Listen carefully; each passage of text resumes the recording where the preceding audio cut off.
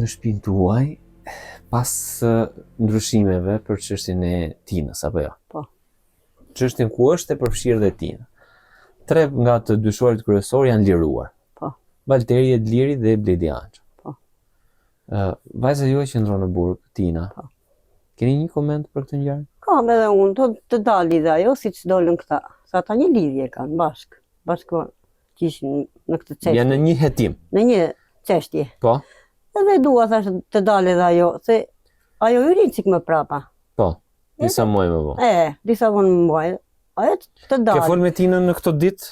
Kam folur, ja që pari më muaj. Po, çfarë thoshte? Hiç tha mami mos u mërzitni, tha mos u mërziti, thash në 2 muaj thash, të mbetë thash do dalësh. Po e mama më erdhi tha çante. Më erdhi tha ata dolën, po dolën se më përpara ta thash, ti hyre më mbrapa. Cilit version vazhdon t'i qëndroj Tina Pajolari? Cilit version? Si janë dhënë shumë versione, të ka marrë ty disa një intervistë, ke dhënë disa dëshmi në gjykat, në prokurori ti e policie, pastaj gjykate, Tina po ashtu, kush është versioni? Po nuk e vërtet nuk e, ti kështu e vërtetu, nuk është që ti që ta kishe bërë çupa ime. Nuk është e pa mundur. Nuk e ka bërë. Po pse e ke thënë pra? Po në Afrika bre, nga më më kërcënuar bre, më kërcënuar. Po policia atje morti, ja disa herë, po janë burra dhe kanë frikë, jo unë grua atje që s'kisha hyrë kurrë në jetën time. Ka që u bëra nuk kisha hyrë kurrë në për ato 2 herë. Mama ben atare, mama ben, ata ma ben të tërë. Më kërcënonin në më thotë tregoj të vërtetën. Kur s'kam tjepë se të tregoj. Po mirë, ti ke treguar të vërtetën? Jo, nuk kam treguar të vërtetën. Nuk është e vërtetë. Ata më detyruan që thash, më ben ata mua që thash. Ata, më kërcënuan ata, më thanë ata, të bëj siç themi ne. Të thush këtë version? Këtë që themi ne të thuash këtu në këtë. Po mirë, po ke versioni kur është marrë Tina Pajolari në pyetje që ata e kanë bërë me regjistrim. Fund qershore se fillim korriku 2022. Nuk më kujtohet. Dhe kanë regjistruar ata. Dhe Tina ka thënë që po e kanë bërë, kemi shkuar e kështu. E tha nga Afrika, ore, detyruan ata, ne na detyruan ata, ore. Unë s'di as shkolla, as do ta hetësh filmin tha mua se s'ben tha. Mua më nxorën prangat atje, do të futi me ty, dia ne kisha të vogël. Po mirë, herën e parë ose herën e dytë. Edhe herën e dytë më bën, ore, mama kanë bërë 2-3 herë këtë avasore, që më nxinin prangat mua. Po ai dmi tash. Po të se kam blen djalin atje të vogël, ai çante mame, mos i bëni gjë mamit tani. Tash i çfarë? Çfarë të bëj me unë? Ata më kërcënuan sa s'kisha. Ti e ke thënë këtë për të mbrojtur Tinën? E kam për të mbrojtur të 3, të 4 ata, po nuk është e vërtetë, se po ta kishin bërë ti, për ta ka tjetër ngortë, nuk më vinte keq. Po ti ke thënë po vajza ime ka pas marrëdhënie me këtë Valterin, vajza ime ka marrë pjesë ke vrasja. Jo, nuk kam thënë, ka të shpifur vetë, nuk kam thënë unë. Nuk kam thënë, as për çupën, as si të them unë për çupën. Jo, nuk kam. Po çupa i ka thënë vetë. Çupa cilit versioni qëndron tani? Si të them unë, ha. Ja si të them thuaj ti. Më thuaj ti një mendim mua ta them unë ty. Po mos si unë duam mendimin tënd. A ka marr pjesë vajza jote në atë vrasje? Nuk ka marr ta them unë. Ai thu me përgjegjësi se është bërë një lëmsh i madh me këtë histori. Për kokë të djalit tash u betova për djalin që e kam larg, mos e them se e kam larg, nuk ka lidhje fare këta. Po vajza juaj tjetër, Libora. Po. Që ka qenë martuar me Johnson Potkën. Unë nuk e di se çfarë kanë bërë ata. Mirë, tani me kë është të martuar? Me Mikelin. Me Mikel Qyshllari. Po. Unë nuk e di se çfarë kanë bërë. Ka fëmijë të tjerë? Ka 2 me këtë. Me Mikel Qyshllari. Po. 2 fëmijë me Xhonin kush i ka? Xhoni. I rrit Xhoni. Ka edhe 2 fëmijë të tjerë. 2 ka i rrit Mikeli. Po Tina me Artiol, si kishte i fejuar? Po ai nga Vlora. Ne Artiol e ka? Artiol. Vazhdojnë bashkë në flasin? Jo, nuk kam me komunikim, nuk komunikojnë me. Po pse? Jo. Nuk donte se ai i vajti tratojera atje në burg. I vajti në burg. Çfarë në burg, vinte atje unë me një kartë ai jepja që flisja me çupën, ai si dërgonte një kartë. I thash unë shkëputi marrëdhënien i thash. I theti Tinës. Ai thash mos fol me atë, thash unë se unë karta do të bie vetë që të flasësh me mua. Për këtë u mërzite? Po, për këto po qysh. Edhe për atë, qysh ndonjë çupën e morin trato edhe e gënjevi edhe kur e di puna. Si vetë gënjevi? Po e gënjevi pse? Ka. Në çka kuptim? Asa ti fare. E gënjeu që u fejuan? Po që fejën e Laure, nuk ka me... Nuk e la Tina apo e la Artioli? Si e ka ishte? Artiol, nuk do me e jore. Po pse? Po që se mbeti tash e ka bera të gjë që kur mbeti atje në burg, tha. Ata dolën, tha ajo. Folet ti me Artiolin? Po bej, anë ko, tash nuk ka folur, jo. As do të marrë me në telefon. Ç'ta dua me? Po mund të rregullohet marrëdhënia Tinës me Artiolin? Nuk e di. Po Tina flet më me Artiolin? Jo, nuk flet me Çupa. Çupa nuk flet me. Nuk e do më Tina apo e ka lënë ai? Nuk e do me kjo. Nuk e do me se nuk i bie ndër Nuk i bie nga mbrapa ai. Nuk i bie unë vetëm e burë të smurti. Spartak unë po e ndjek. Bli karta shpir ushqime po gradit, shpir atë çfarë. Kush po e mban vajzën me ushqime? Unë kush po e mban? Me çfarë po jeton? Me çfarë po i siguron? Po çfarë shpi? Unë 70.000 lekë të burrit. Ja që markim me çfarë? Ku vërtitem? 70.000 lekë merr. Çfarë? Na, me ato vit, me ato. A mendon se do zbardhet ndonjëherë kjo histori? Do zbardhet të dal. Po sikur të dal, po të bëj një pyetje hipotetike që në Facebook të ketë fol Martina Pajollari. Po të ketë folur aty tjetëri. Aty letëri. Po të ketë folur, që ajo s'ka as një lidhje. Të tërë telefonat që ka atje, as me një, as mesazh, as të ketë folur, foli në fillim njerë me atë që unë bytë, a i Virani, a i kolonesit, a i djali. Martini? Foli njerë, alo ja bëri atje, ja bëri blok të Çupa. I tha ajo, unë të dua, i tha, jo, njerë vetëm të sen. E ke dëgjuar ti? Si që më tha Çupa. Nuk e kam dëgjuar vetë. Foli, tha mame, më tha njërë, tha, alo, tha, unë e bra blok, tha. Vetëm njërë, tha, alo, tha. Kur? Po kur ishte këtu? A ditën e ngjarjes apo? Jo, jam parë. Para se të ndodhte kjo ngjarje, parë. Po nga e kishte marrë numrin, nga e kishte? Nuk e di. Shumë kohë më përpara se ngjarja ka ndodhur në qershor. E di, po më para se të beshe kjo. Para. Kishte fol? Po, foli, po nuk i tha, kush e ti, alo, ka që ta, kush e ti, tha dhe, ja bëri blok Çupa, nuk foli me. Po që i ka shkruetur? Jo, si ka shkruetur ajo? I ka shkruetur Martini, i ka kthyer përgjigje kjo? Jo, nuk i ka kthyer, ja bëri blok, bre. Ja bëri blok, ti, tash si Spartak, më beso. Po sa muaj para, nuk e di, nuk e mbaj mend, nuk e di. Ky është detaj i ri që po na e thua për herë të parë këtë që ka fol një herë të vetme me Martinin. Foli po njërë që kur ishte pa berë kjo. Ajo ja bëri blok. Vetëm njërë alo i tha, ajo kush e ti, ja bëri blok. Apo më bje një tha, më bërë blokit. Ja bëri. E mbante mend që ishte ky Martin Çeç. E mori, ku e njinte kjo bre? Po me Liborën, ke fol një herë pse ka heq Martin Çeçën, Libora e njifte Martin Çeçën që ishte shok me Johnson Potkën. Nuk e di. Dhe kur e kam pyetur unë, ajo ka thënë që po, e kam hequr Martinin nga Frencat, sepse filloi të na shtonte të gjithëve. Nuk e di. Nga shokët, ne e kam hequr. Nuk e di. Zonja Miranda, duhet të thoni vetëm të vërtetën, gjyqi do ribëhet sërish, me rëndësi është autorët e ngjarjes kushdo qofshin, qoftë edhe vajza jote. Kushdo të jetë autori të mbaj përgjegjësinë dhe të shkojë në burg edhe të buaj dënimin sepse është një ngjarje shumë e rëndë. Është i pafajshëm Martin. Në gjithë histori është i pafajshëm. Le ta gjejnë bre kush e vravi, le ta gjejnë bre ti djalë kush e vravi, le ta gjejnë edhe këta, po ta kishin bërë këta, po le që se kanë bërë gjallë në botë njërë, se këta djemë të mirë janë.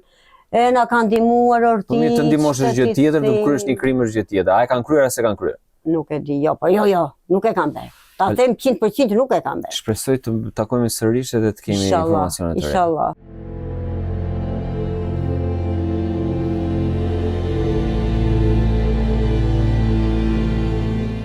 Interesohem për Martina Pajollarin.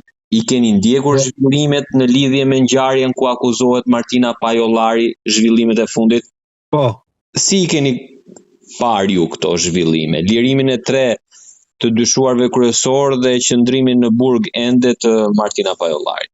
Po, të them na si atë prokuroria dhe ato mos di gjë fare që të them që të shpjegoj. E kuptoj.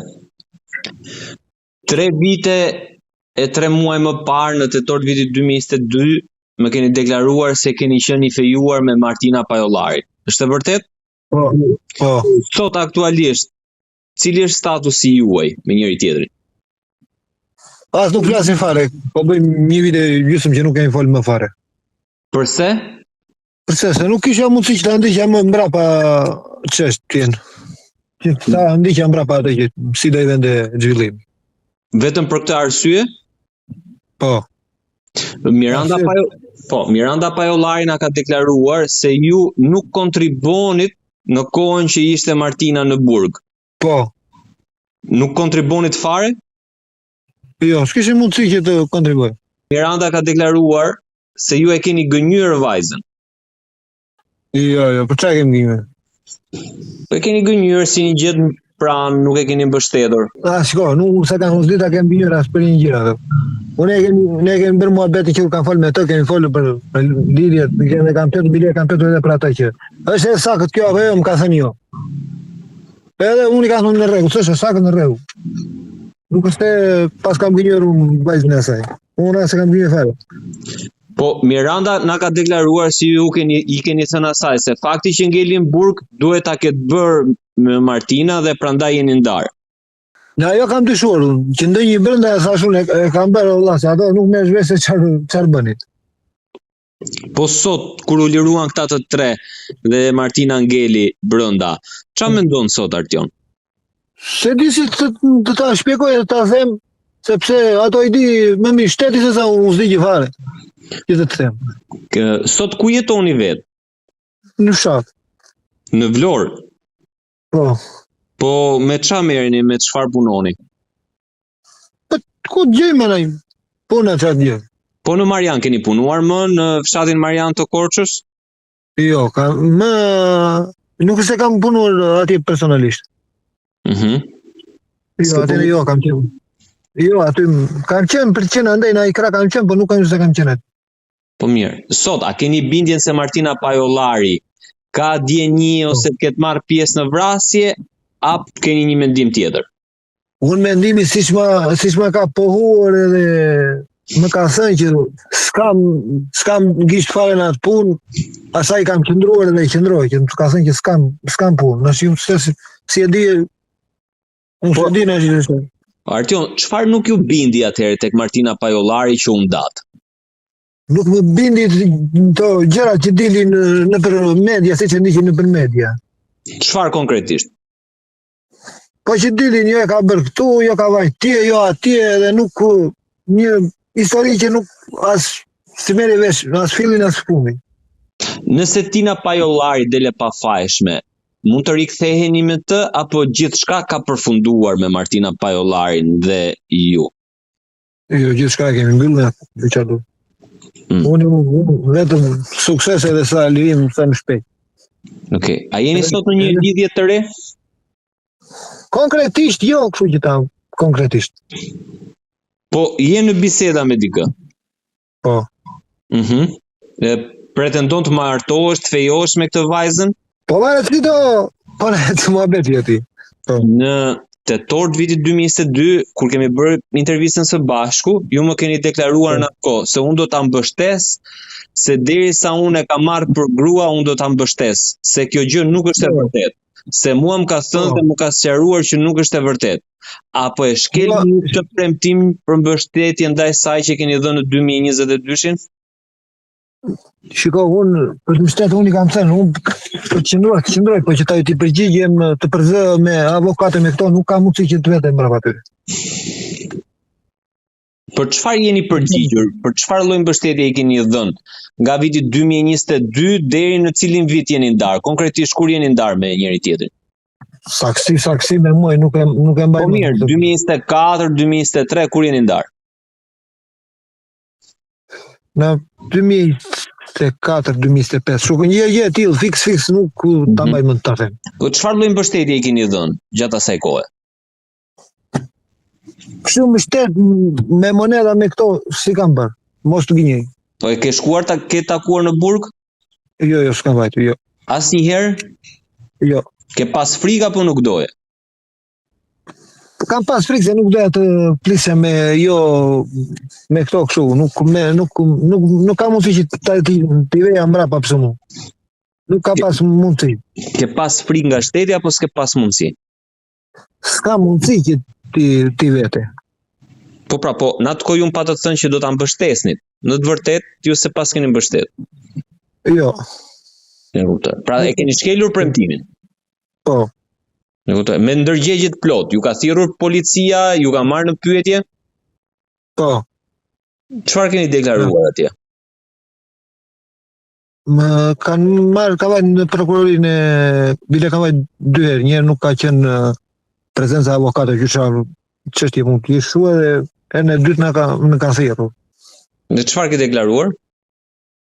Më kanë pyetur rreth kësaj ngjarje. Po. Ke djeni për këtë apo jo? I kam thënë jo, nuk e di, e kam pyetur, s'më ka shpjeguar gjë. Po sot në bindjen tënde, Walter Mollaj, Edlir Mollaj dhe Blidi Anxhe janë të fajshëm apo të pafajshëm? Po të pafajshëm janë, se derisa ashtu pafajshëm janë. Gjuna. Po mirë, po pse thoni për ata me bindje që janë të pafajshëm, ndërsa për tinën e keni si me më dyshje? Jo më të pafajshëm janë edhe ata.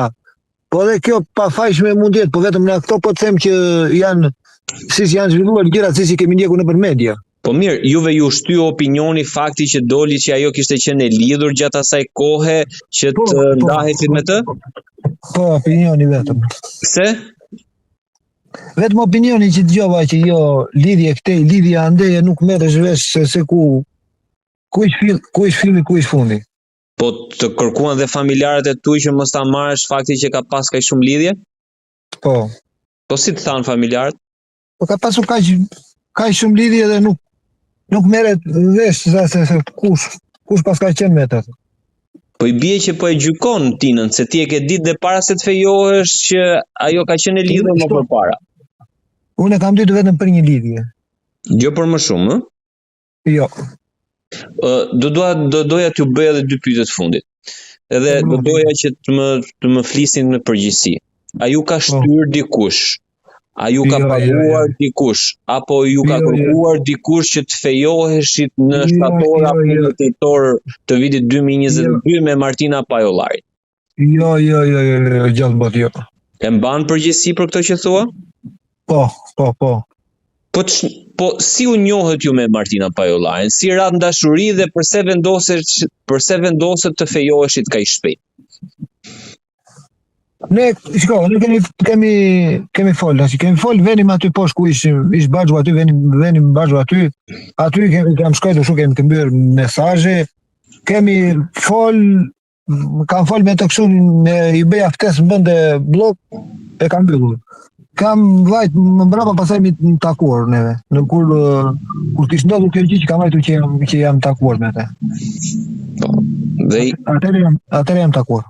Dhe çfarë ke biseduar konkretisht? Pra, se ti e kishe ditur që emri i kësaj kishte dalë. Kishte ditur që ajo përflitej si e dyshuar për këtë ngjarje. E dyshuar e kisha dëgjuar, po kjo ishte jashtë ata brenda dhe s'ma shu. Kam fol me të, s'mka e kam petur shpeshherë. Ke dorë jo. Në rregull i kam thënë. Dhe u lidhët pastaj? Po. Po pse vendoset fejohesh e kaq shpejt?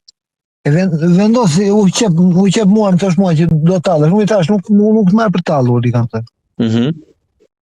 Kështu e nuk të marr për tallur, po ke gish në atë ma thuaj mua që mos të futem unë në këtë çështje me juve këtu. Po. Nëse ke ti dorë, mos më përfshi mua. Dhe pastaj vendoset ti të fejoheshe apo ajo? Më tha ajo. Si të tha? Dua që fejojmë sa mua, jo të tallemi. Dhe çfarë the ti? Në rregull i kam thënë. Nëse nuk ke gjë në këtë gjë, po. Nëse ke gjë thua jo. Ku i kam thënë. Dhe ja u tregove familjarëve të tu që kjo është situata, është kjo vajza që dyshohet që mund të ketë folur me Martin Çeçon, viktimën e Kolanecit. Çfarë të thanë familjarët e tu në fillim? Në fillim më kanë thënë që është një çështje e ndelikuar, sa që ajo është kështu, tha, lere më kanë thënë që të qetësojnë gjëra që kush e ka fajin që tashu.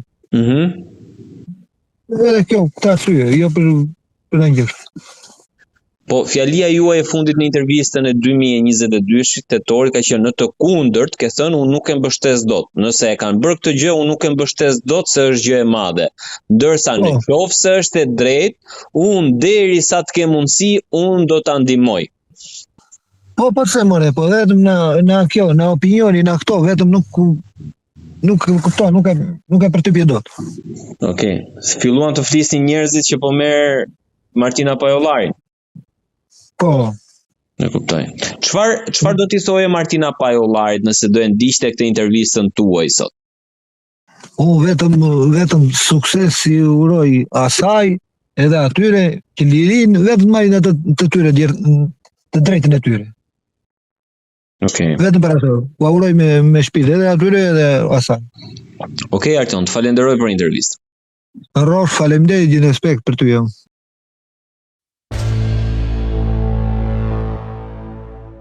Gjetjet e vendimit të gjykatës së apelit për rikthimin e çështjes për rigjykim në gjykatën e Korçës me tjetër trup gjykues për vrasjen e Martin Çeços me të pandehur Walter Mollaj, Edlir Mollaj, Bledi Angjo dhe Martina Pajollari. Gjykata e apelit në qershor të vitit 2025 vendosi që të rikthente për rigjykim çështjen në ngarkim të 4 pandehurve të akuzuar për vrasje me paramendim e kryer në bashkëpunim të Martin Çeços në qershorin e vitit 2022.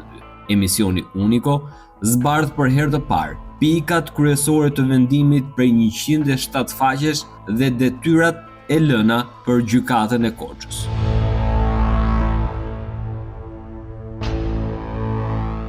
Vendimi i apelit nuk është thjesht procedurial, ai rrëzon tërësisht mënyrën se si është ndërtuar hetimi dhe gjykimi në shkallën e parë. Çfarë kërkuan të pandehurit dhe pse u rihap çështja? Ata kërkuan prishjen e vendimit të gjykatës së Korçës duke argumentuar se procesi ishte i padrejtë dhe i njanshëm. Ata kanë pretenduar se u refuzuan prova thelbësore për mbrojtjen, nuk u lejuan ekspertime kyçe dhe se nuk ekziston asnjë provë shkencore që i lidh drejt për drejt apo torthorazi me vrasjen.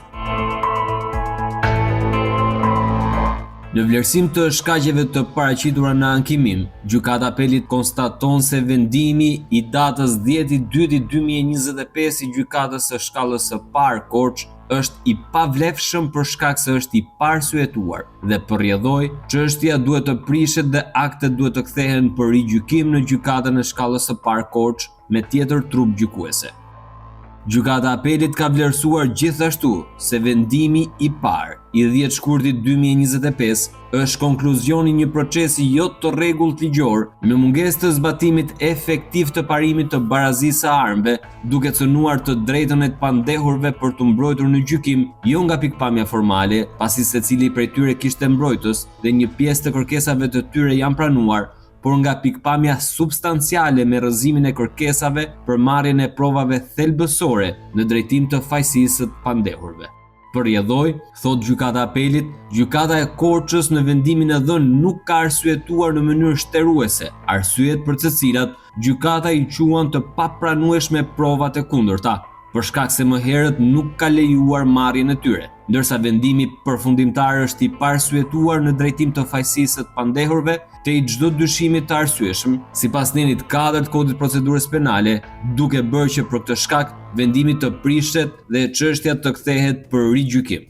Po ashtu, gjykata e apelit ka konstatuar se për arsyetimin e vendimit, sipas dispozitave procedurale penale, vendimi i gjykatës së Korçës duhet të mbështetej vetëm mbi faktet që janë paraqitur gjatë procesit gjyqësor dhe duhet të përmbante bazën ligjore mbi të cilën bazohet zgjidhja e mosmarrveshjes, analizën e provave dhe mënyrën e zgjidhjes së mosmarrveshjes. Arsyetimi i vendimeve është element thelbësor i një vendimi të drejtë. Përveç se të drejtës që ka personi që investon gjykatën për të kuptuar motivet e vendimeve që prekin të drejtat e tij, një vendim plotësisht i arsyetuar lejon publikun ta vlerësojë sistemin e drejtësisë dhe u jep mundësi qytetarëve të zakonshëm të shohin se si administrohet drejtësia në emër të tyre. Kërkesa për një vendim të arsyetuar u tregon palëve se ato janë dëgjuar dhe është veçanërisht e rëndësishme për ushtrimin efektiv të së drejtës për apel. Gjykata e apelit thotë se në rastin konkret, ndonse vendimi nga pikpamja formale paraqitet voluminoz, në përmbajtje të tij konstatohet se volumi lidhet më së shumti me pasqyrimin tërësisht të kërkesës së prokurorit për gjykim, qëndrimet e secilit mbrojtës ndaj faktit penal, përmbajtja e plotë të gjitha dëshmive të marra në gjykim, pyetjet pandehurve dhe deklarimet të cilat janë lejuar të lexohen nga gjykata. Në vendim, thot gjykata e apelit, mungon analiza dhe vlerësimi i provave në drejtim të fuqisë provuese të tyre, sipas kërkesave të nenit 152 të Kodit Procedurës Penale dhe analiza për të cilat gjykata i quan të papranueshme provat e kundërta. Gjykata nuk analizon asnjë provë të mbrojtjes, ku duket se vetëm prova me dëshmitar është pranuar nga gjykata dhe pjesa më e madhe e kërkesave të mbrojtjes të pandehurve për marrje provash të tjera janë rrëzuar nga ana e gjykatës së Korçës, pamundur t'i nënshtrohen shqyrtimit gjyqësor për t'u vlerësuar më pas lidhur me pranueshmërinë e tyre dhe fuqinë provuese. Kërkesat e mbrojtjes për prova lidhen me përdorimin e rrjeteve sociale nga viktima Martin Çeço dhe e pandehura Martina Pajollari për thirrjen dhe pyetjen në gjykatë të ekspertit kompjuterik, i cili gjatë hetimeve paraprake ka realizuar aktin e ekspertimit kompjuterik për identifikimin dhe analizimin e aparateve telefonike të pandehurës Martina Pajollari dhe viktimës Martin Çeço. Kërkesën për ekspertim të karakteristikave fiziko-kimike të fijeve të floku, të gjetura në duart e viktimës Martin Çeço, apo eksperimenti hetimor për rrugën e përshkruar. Në këtë mënyrë, gjykata e Korçës, thot gjykata e apelit, ka cënuar të drejtën efektive për mbrojtje. Po ashtu, në arsyetim gjykata e apelit ka evidentuar se megjithse gjykimi i gjykatës së Korçës është kryer sipas ritit të gjykimit të zakonshëm, provat përfshi ekspertimin kompjuterik apo të dhënat nga përgjimet nuk i janë nënshtruar procesit të marrjes dhe debatit gjyqësor nga palët në gjykim. Debati mbi provën përbën thelbin e gjykimit të zakonshëm, ku marrja e provës në gjykat lidhet drejt për drejt me nënshtrimin e saj debatit për faktin që synohet të provohet nëpërmjet saj dhe paraqitja e kundërshtimeve të mundshme për marrjen e saj, përfshi procedurën me qëllim përdorshmërinë në gjykim. Në këtë këndvështrim, gjykata e shkallës së parë ka cënuar të drejtën efektive të pandehurve për të mbrojtur në raport me akuzën e ngritur ndaj tyre, duke cënuar të drejtën për akses në gjykat dhe barazinë e armëve.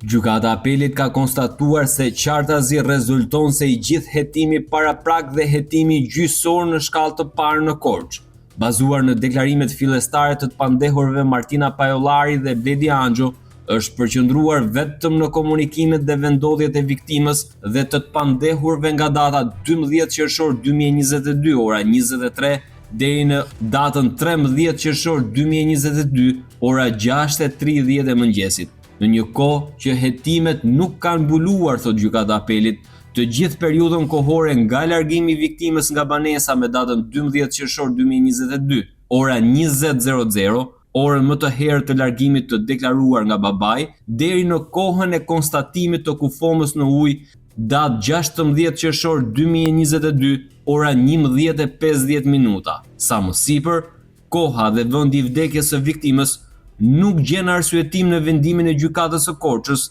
dhe përrjedhoi as analizimi i provave dhe hetimet e kryera në raport me kohën e vdekjes dhe kontaktet apo komunikimet e viktimës deri në momentin që ka ndorruar jetë. Gjykata e apelit konstaton se në mënyrë të gabuar, i gjithë hetimi i prokurorisë së Korçës dhe gjykatës së Korçës është drejtuar kryesisht mbi bazën e deklarimeve të shtetases Martina Pajollari, të dhëna në kohë dhe në cilësi të ndryshme, në mënyra të ndryshme, madje në një rast edhe të regjistruara, ku ajo deklaron rrjedhshëm faktet pa ngarkesa emocionale nga marrja në pyetje, ndërsa mbetet e paqartë, thot gjykata e apelit, rrethanat e ndryshimeve të herpashershme të tyre, ku në gjykat Martina Pajollari ka dhënë versionin e fundit se ajo nuk e njeh dhe s'ka patur lidhje me viktimën dhe ajo dhe të pandehurit nuk janë të përfshirë dhe nuk kanë kryer veprën penale dhe të gjitha deklarimet e saj janë dhënë nën presionin e policisë. Po kështu, thot gjykata e apelit,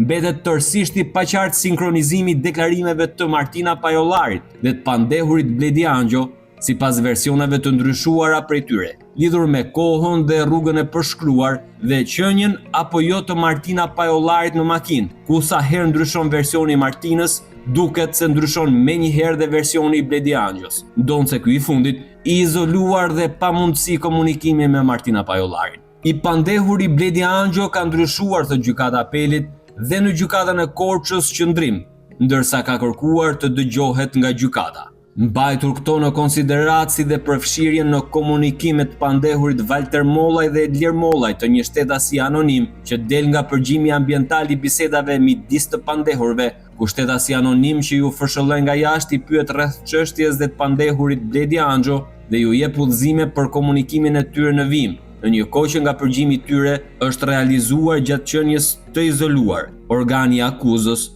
thot gjykata e apelit, duhet të kishte treguar kujdes të shtuar në drejtim të grupit hetimor të ngarkuar me këtë çështje, në funksion të kryerjes së një hetimi objektiv dhe sipas rregullave procedurale të parashikuara shprehimisht, duke vlerësuar me kujdes çdo deklarim të dhënë prej tyre, detyrë kjo tashmë e gjykatës.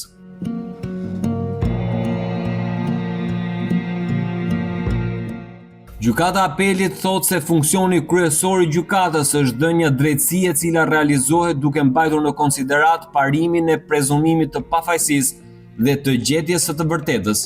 Kjo e fundit nëpërmjet procesit të provuarit në gjykim, ku barrën e provës e ka akuza në ushtrim të funksionit të saj për mbrojtjen e interesit publik.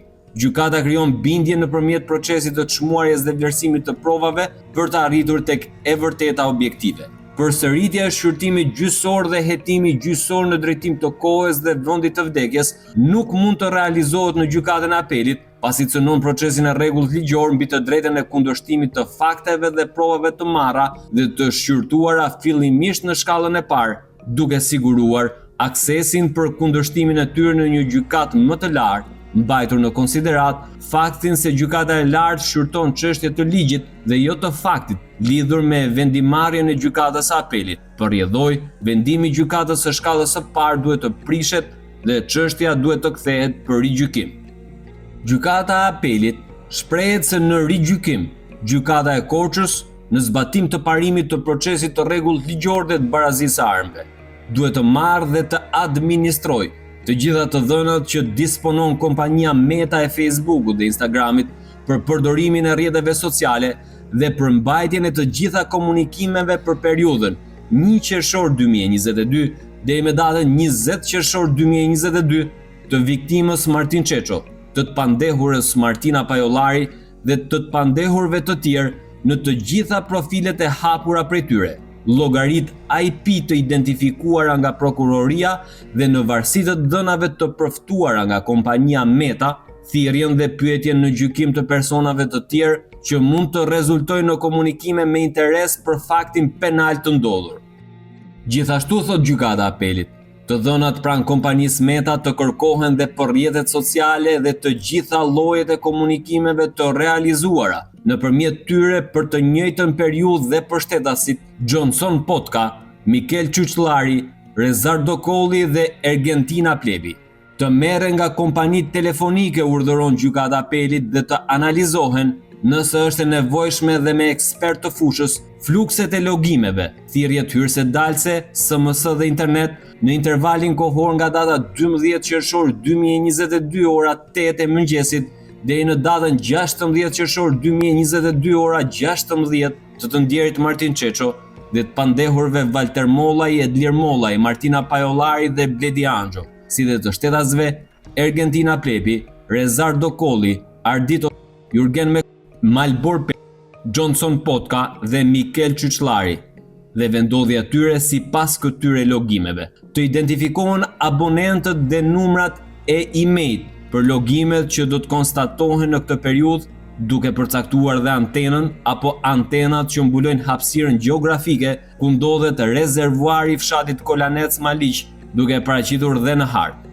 Gjithashtu në rigjykim, të merren dhe të analizohen dhe mendimet e një eksperti kompjuterik, të gjitha thirrjet dhe komunikimet telefonike në periudhën e sipërcituar 12 qershor 2022 ora 8 e mëngjesit deri në datë 16 qershor 2022 ora 16 të viktimës Martin Çeço, të pandehurve Martina Pajollari, Walter Mollaj, Edlir Mollaj dhe Bledi Angjo, duke identifikuar numrat e telefonit dhe përdoruesit e tyre, me të cilët është komunikuar në këtë periudhë, përfshi edhe komunikimet me SMS, audio apo video. Gjykata e Apelit shmon se në rigjykim duhet të pyeten në cilësinë e dëshmitarit, shtetasit Ilirian Zyke, bariu i Kolanecit, lidhur me ngjarjen, njohjen me viktimën Martin Çeço dhe të dhëna që ai kishte dieni prej këtij të fundit. Duhet të pyetet në cilësinë e dëshmitarit shtetasi Emiliano Mollaj mbi vendodhjen, komunikimet dhe takimet e tij me të pandehurit në të njëjtën periudhë si më sipër,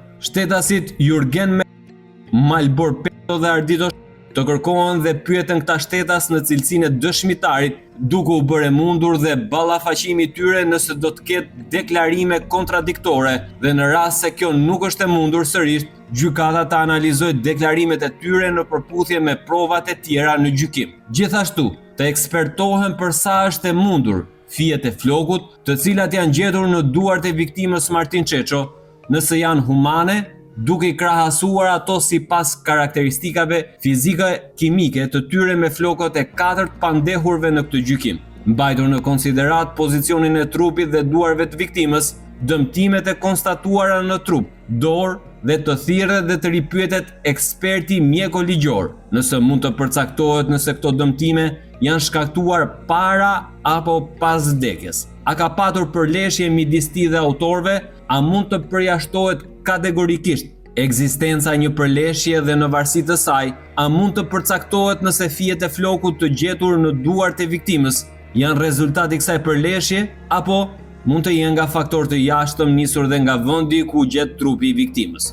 Gjykata e apelit e vlerëson të domosdoshme që në rigjykim të merren dhe të dëgjohen të plota nga gjykata në prani të palëve, përmbajtja e të gjitha përgjimeve të realizuara në hetimet paraprake me qëllim vlerësimin në tërësi të tyre, pa u kushtëzuar nga transkriptimet e kryera që ndodhen në dosjen gjyqësore. Sa i përket pretendimit për eksperiment hetimor, kjo të vlerësohet sërish nga gjykata e Korçës në varësi të dhënave që do të rezultojnë gjatë gjykimit për kohën dhe vendin e vdekjes së viktimës Martin Çeço. Sa i përket pretendimit të palës mbrojtëse për marrjen si provë të materialeve që disponon gazetari Spartak Koka në kuadër të emisionit investigativ të realizuar prej tij për vrasjen e viktimës Martin Çeço, gjykata e apelit e gjen të drejtë të bazuar vendimin e gjykatës së Korçës, referuar në 149 të kodit procedurës penale, sipas të cilës prova krijohet në gjykatë. Ajo merret në përputhje me rregullat procedurale për kërkimin e provës dhe që përmbajnë të dhëna dhe fakte që lidhen me veprën penale dhe autorin e saj. Gazetari është thirrur dhe pyetur në gjykatë në cilësinë e dëshmitarit për faktet për të cilat ai ka dieni, të cilat gjejnë pasqyrim të plot si dëshmitë e tjera të marra në gjykim. Nga dëshmia e dhënë prej tij, nuk ka rezultuar të dhëna të tjera të vlefshme për të marrë si provë, ndërsa mbrojtja nuk ka pretenduar provën konkrete që kërkon të merret, pa mundur të arsyetoj faktin konkret që synon të provojë nëpërmjet marrjes së saj. Materialet që kanë shërbyer apo janë përdorur për transmetimin e emisionit nuk mund të përdoren pasi nuk janë marrë nga organi i ngarkuar me ligj dhe sipas procedurës ligjore të parashikuar. Sa më sipër, gjykata e apelit vlerëson se vendimi numër 41/2025 i datës 10 shkurt 2025 të gjykatës së shkallës së parë Korçë është i pavlefshëm për bën shkak ligjor për prishjen e tij, në zbatim të detyrimeve që parashikohen në nenin 428, fraksion 1, shkronja Ç e kodit procedurës penale, i cili parashikon se gjykata e apelit pasi shqyrton çështjen, vendos prishjen e vendimit dhe kthimin e akteve gjykatës së shkallës së parë, kur në çdo rast kur në dispozita të veçanta është parashikuar pavlefshmëria e vendimit dhe kthimin e çështjes për rigjykim në gjykatën e Korçës me tjetër trup gjykuese, e cila në rigjykim duhet të mbajë në konsiderat arsyetimin e gjykatës në këtë vendim.